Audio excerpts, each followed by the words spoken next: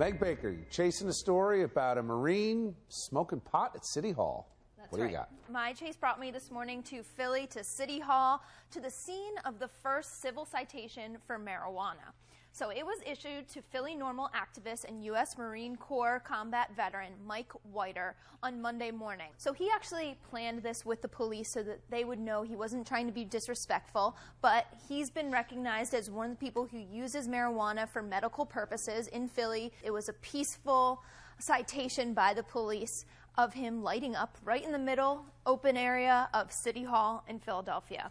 If I had done this on October 19th, I would have been cuffed and taken down and processed for a misdemeanor. That's just that alone. Not going to jail and getting a ticket instead, that's a huge step for marijuana consumers and for the city of Philadelphia.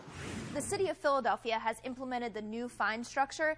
It's a $25 fine if you're caught with 30 grams or less, and $100 for smoking in public like Mike did. Under 30 grams. 30 grams is over an ounce of weed. So it's a pretty good amount of weed that you can get caught with and only get a $25 ticket. The worst part of it is you lose the marijuana. That's the worst part of getting the ticket. Whiter is a veteran of the Iraq War. He suffers from severe PTSD. He said at first when he left combat, he was prescribed 5 different pills that were just making him basically comatose. And so he turned to medical marijuana. Now, medical marijuana is not legal in Philadelphia. That's why he was cited in public. Also, Chris Goldstein, who represents PhillyNORML, met us there today to talk about this, which they are calling a victory for PhillyNORML. It's a way that we can start to dismantle the institutional racism when it comes to marijuana prohibition enforcement.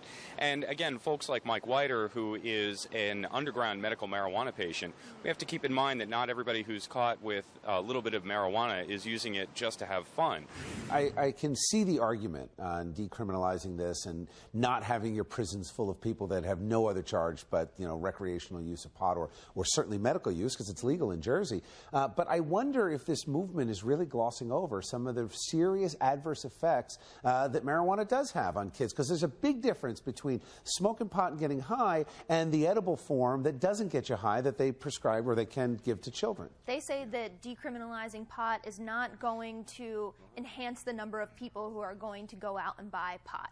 If people already are buying pot behind the scenes, they're going to continue to do so. Well, this is just happening. We're going to have to look at the big picture in about a year from now when we visit and look at the numbers for recidivism rate with these low-level offenders. They're trying to keep these people out of jail. When they can't pay their fines, they get to stay in jail, and these are the guys that are filling it up and putting a burden on the taxpayers.